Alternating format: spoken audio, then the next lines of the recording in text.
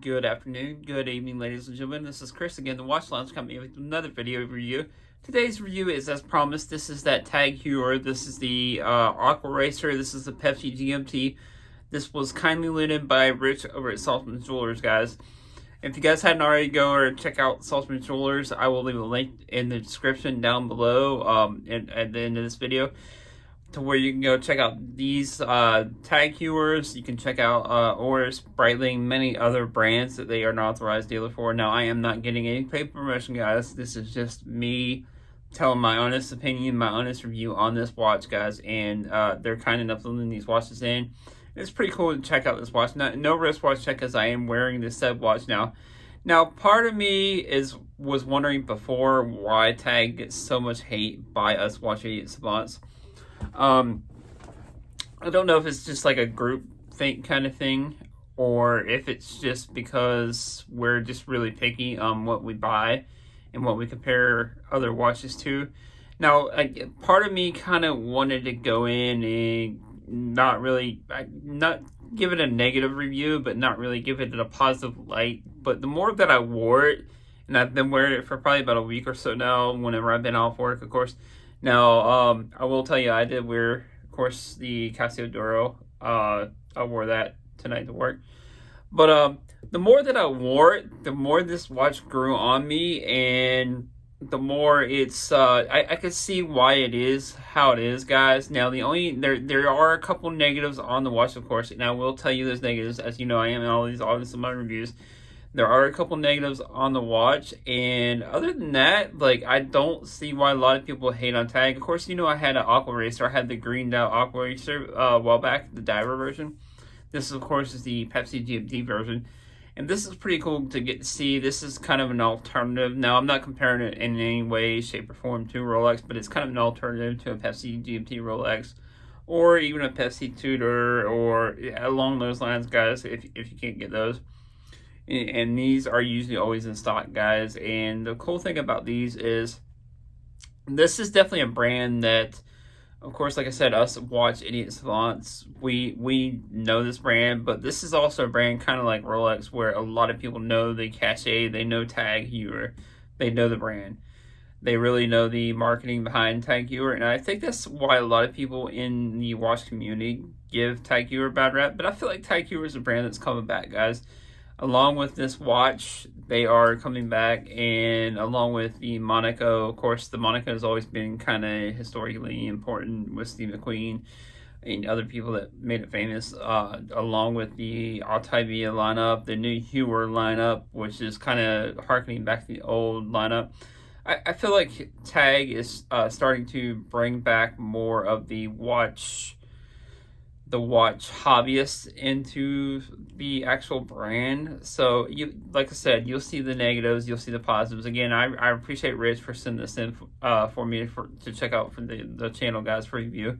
Again, I will leave a link down to his down to Saltzman's down below, where you guys can find this watch and many other tags, as well as Oris, Breitling, and other brands that they are an authorized dealer for, and they can ship. I do believe they do ship worldwide, guys.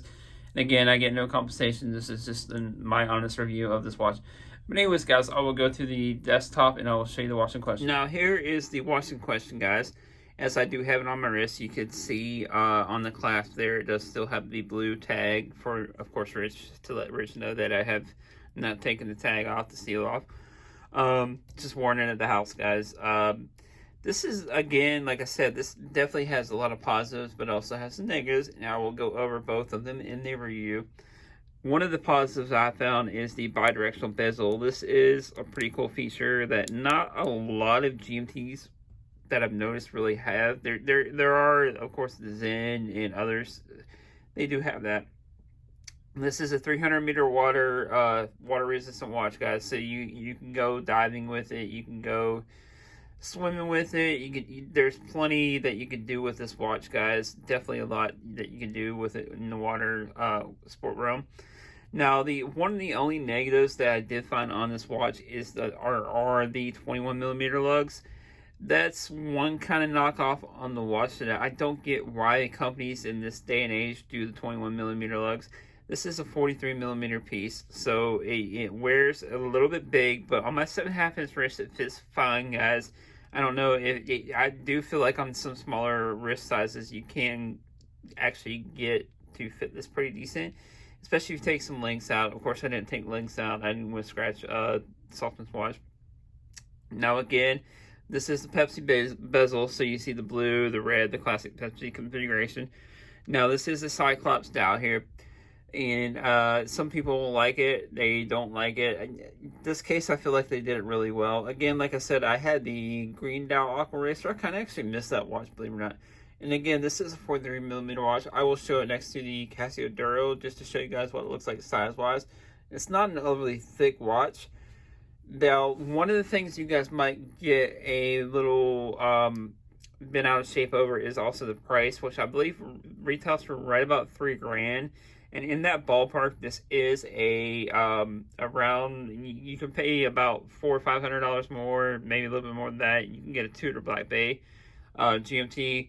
Now, this is one of those things, this is an either or, where I have no experience basically with the Black Bay GMT, though I do have experience with the Black Bay. As you know, I own a Black Bay, so I can speak for the Tudor quality. Now, this one does feel, it has that luxurious feel on it, whereas the Tudor is a little bit more kind of under the radar if you're into that kind of look. But if you're looking for something with brand cachet, brand name, this GMT is definitely the way to go, especially with their discount. I believe this may be on discount or part of their spring discount. I believe if you use the discount code SPRING20, you can get a 20% discount. So that $3,000 price tag will go down significantly, guys, with that discount. Now, of course, you can see the red GMT hand here. And again, you can kind of change the bi-directional bezel to, you can actually, I believe you can actually tell 3 different time zones. This is considered a waffle dial, and the bezel actually does remind me of kind of my old Seamaster kind of bezel, kind of almost like a scallop kind of bezel. So that's pretty cool, guys. And again, you can see tag Heuer on the brace, or on the bracelet, the clasp, excuse me, guys.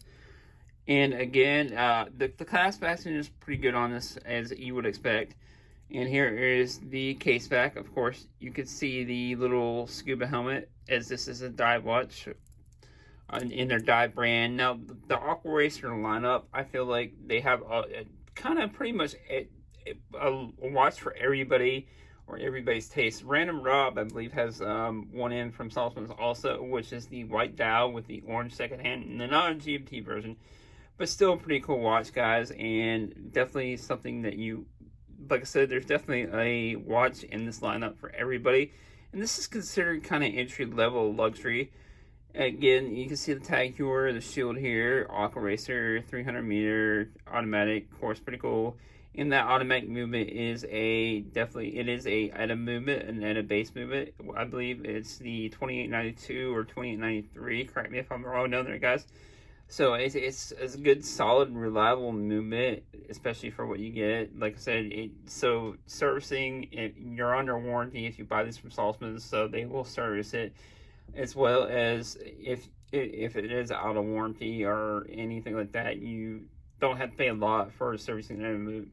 But basically, guys, this is my take on the tag Heuer, the Aquaracer Pepsi GMT.